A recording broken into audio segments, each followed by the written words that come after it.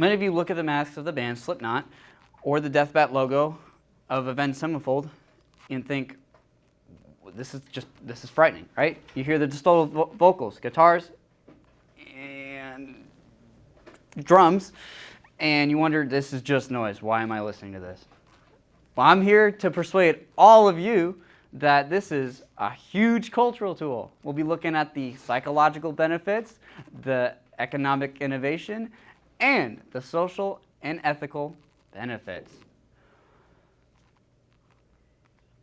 People, or rather critics, argue that Slipknot and Avenged Sevenfold are very aggressive music, and just it negatively impacts your brain. I'm here to argue otherwise through the study from the University of Queensland, through the frontiers of human neuroscience. Their research shows that listening to just 10 minutes of that kind of music a day helps keep your arousal and heart rate matching the beat, and it helps process emotions like anger, other extreme emotions, and keeps you calm. Starting with the song Solway Firth from Slipknot's 2019 album, We Are Not Your Kind, the lyrics, "You want a real smile," or the one I used to practice not to feel like a failure, demonstrates the process of social masking. We pretend that we're okay when we're usually not, and this song helps the people that do that process that and have somewhere safe to breathe. Similarly, with the song MIA by Avenged Sevenfold's 2005 album City of Evil, Matt Shadows sings about a soldier's time in the Iraq War, such as, "Forgive me for my crimes, fought so young and scared, in the name of God and country." I just butchered that. It shows the ethical weight of war and how it affects soldiers all around the U.S. This isn't just aggressive music. It helps soldiers that listen to this kind of music process what they went through and know that they're not alone and that they are not bad people. Now let's move on to the economic side of things, starting with Slipknot's Knotfest. This was a festival founded in 2012 to help people get jobs, like light technicians and security, and also other smaller bands to get into the music industry and have more variety and other people to start listening to them. It also helps fund their other albums like The End So Far, We Are Not Your Kind, and Point Five, The Great Chapter. This also helps with the Taylor Foundation, but we'll get to that later, but they also help some charities as well. Avenged Sevenfold's side of the economic things was the Death Bat Nation. It is a website. It's not a fan base. It's a website to help ticket scalpers get away from them, and so that Avenged Sevenfold can give money back to their fans when they're buying concert tickets. So they're not like $5,000 for a ticket up in the front row. But when you're listening to the album The Stage, you're listening to how Avenged Sevenfold reshaped how concert tickets were sold and made.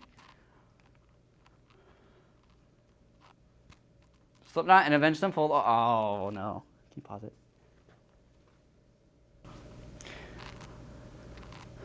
The huge part of being a human is the experience of heartbreak and toxic social environments. Slipknot and Avenged Sevenfold help people process this and get through that, and this is where they give us their ethical service.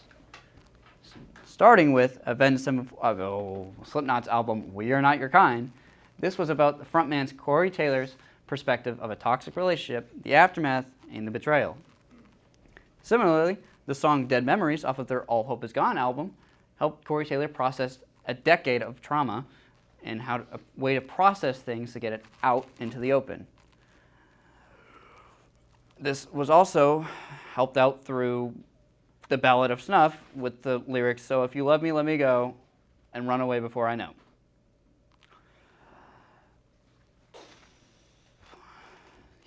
Corey Taylor was is giving people that are going through the same thing the stepping stones to walk away from someone that is destroying you.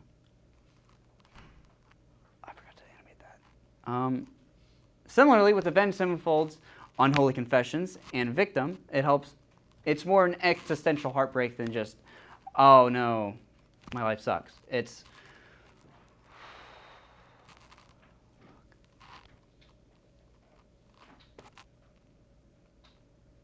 also about how to process when someone passes away as well.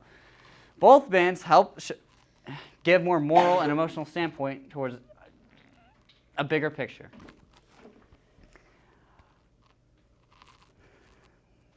Moving on to the social side of things, Slipknot and Avenged Sevenfold have also helped figure out how to process tragedy, with Slipknot's Paul Gray and Joey Jordison that passed away tragically, and Avenged Sevenfold's the Rev that passed away tragically as well. And this is also shown through songs I Won't See You Tonight, which is about another band member from Avenged Sevenfold that but survived a suicide attempt, which is a masterpiece of a song. Showing in part one of the song is how the person was going through his emotional struggles and the breaking point that led him to going to do that. And then part two is the chaotic mess left behind for the other people that had to witness that.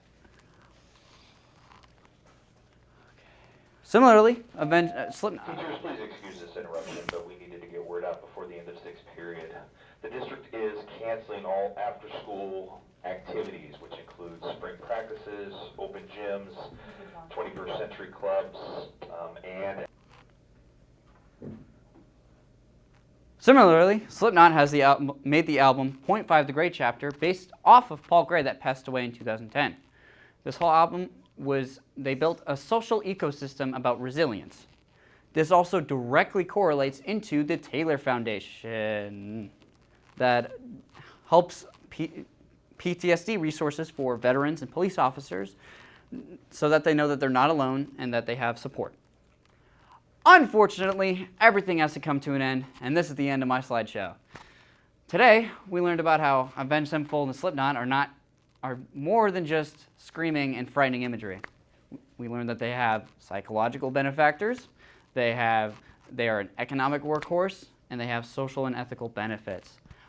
Thank you so much for your time.